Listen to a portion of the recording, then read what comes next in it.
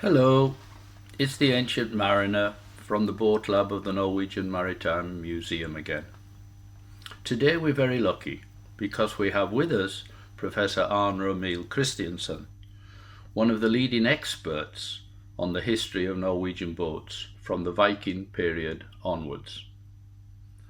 Over the last 15 years, the Boat Lab has been involved in the reconstruction of a number of boat wrecks found in the Oslo area.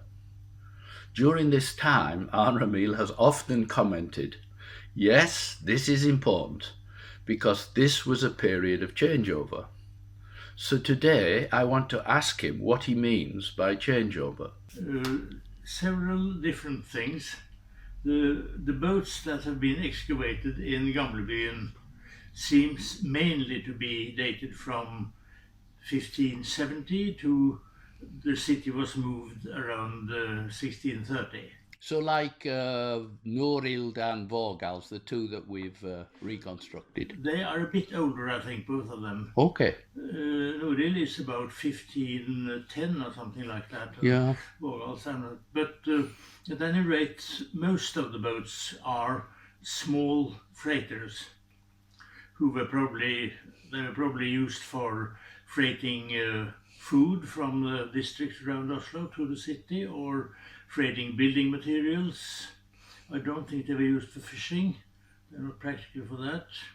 And they are in the what you might call the Norse tradition of boat building, which we can follow back to the Danish Jorspring before the birth of Christ, and then Iron Age and old Viking vessels. But they're very different from, for example, a Norlandsbåt or even a Åsa Elva.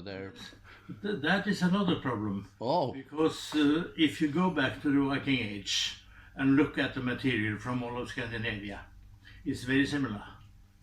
And if you go towards our period, when we again have some boats to look at, there are great differences between the various parts of Scandinavia and the various parts of Norway.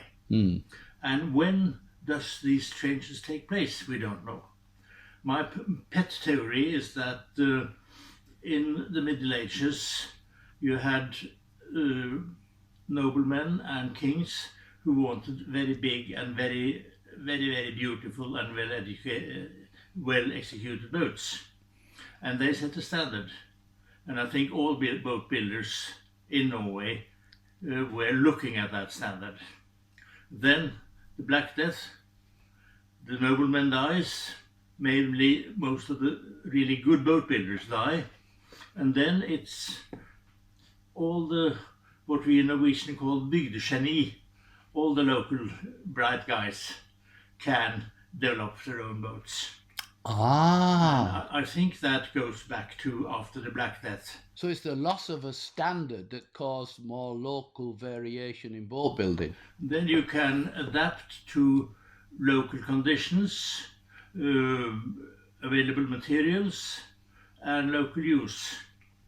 And we have very little material for saying how old the various boat types are. But there's one example. That's a great difference between East and West Norway, with the border between Vest-Agder and Rogaland. And it seems that that difference goes back quite a long while. Okay. And then you have the smallest of the three Gokstad boats and a modern Oselver. They are very similar. Okay. And that probably means that the Oselver as such goes back a long time. And many of the boat builders in Western Norway use a measuring stick called the boat L. And their L is shorter than the standard L, which should be 2 Danish or Rhenish feet. It's the standard L is 24 inches. The boat L is 21 inches. Okay. 55 centimeters. And that is a medieval L, which was forbidden by King Christian IV around 1600. Oh. And when the boat builders used that, I think they had started using that before it was forbidden, and then they just went on using their standard L.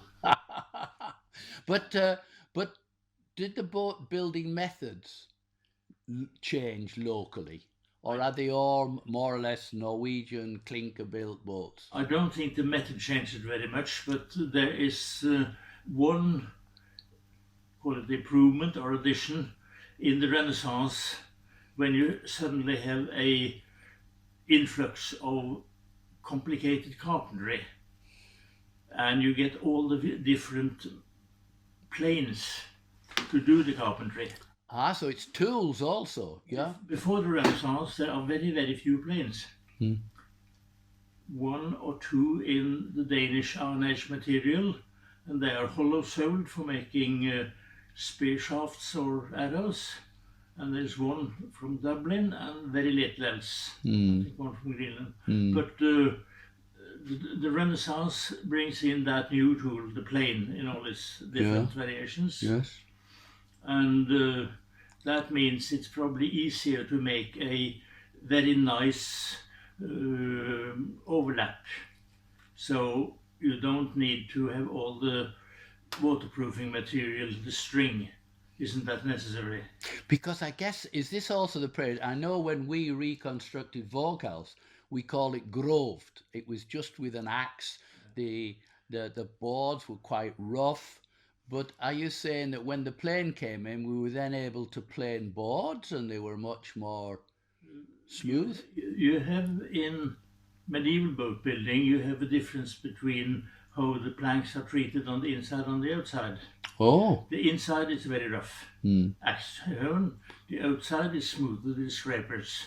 Ah, okay, I see. And I talked to a boat builder on that problem many years ago, Harald Allan in Chisels, and he said, but until the planing machine came, we did the same thing. Very nicely and smoothly planed on the outside, and the rough plane on the inside. Ah, I see. So there are things like that. And I have one story about looking over the shoulder of a boat builder 1,000 years ago. When Sigurd Bjørkedal on Sunnmøre was doing a replica of the Kvalsund vessel, he had set one plank in place, done all the rivets through the rows, and then he bent the point of the rivet over the row. Ah. And I said, oh, what a good idea to lock the thing to prevent things coming apart. But then he started riveting, and the usual big Kongsberg hovtang, which is used for clipping off the points, was not there. He had a riveting hammer with a ground sharp pin, and then he cut the point off by chiseling it off with a hammer. With the hammer end, and yeah. He had a support on the outside, of course. And there are no clippers in the Viking Age material, so they must have used a chisel. Yes. And my Danish colleagues, when building replicas, are two men, one man holding a block of iron, one man using a chisel and a hammer, and the point stands straight up. Yeah. And it strains the planking. Yeah. If you do that, all the force goes in the direction of the rivet. Yeah. So you don't strain the planks. Ah. So I think I saw a Viking Age boat builder doing something in 1972. It was. But that's interesting. So there are methods and techniques from Viking times still being carried out today. I think so, and I use that story as an example of how a theoretical approach to a technical problem can go wrong if you don't have a craftsman to look at. Yes, I understand. Well, that's very interesting because it certainly helps me understand a little bit more about how Norwegian clinker-built boat building evolved in this area of the country, as opposed to what happening on the west coast, for example. So that is interesting. The west coast sticks to tradition to a much greater extent than East and South Norway, but that goes for boat building methods. Yes. The various boat types is something else. Yes. Yeah. And from the border, Vest-Agder, Rogaland, or say from Lindesnes and eastwards, the boat building tradition is much closely connected to Denmark, to West Sweden. So the Skagerrak types are rather like one another. And then when you come to Western Norway, it's one boat in Sunnhordland, one boat in Nordhordland, two in Sogn og Fjordane, Sunnmøre, Nordmøre, Trøndelag, Nordland. Yeah. All of them different. And Jon Godal thinks that the very characteristic boats on Nordmøre, the Geitboat, goes back to at least 1600, probably the late 1500s, because there are 2 or 3 planks from an excavation in Trondheim, which were reused in the 1630s, and they are rather characteristic of the way boats are built on Nordmøre.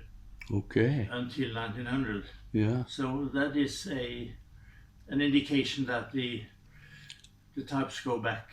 But then there are changes.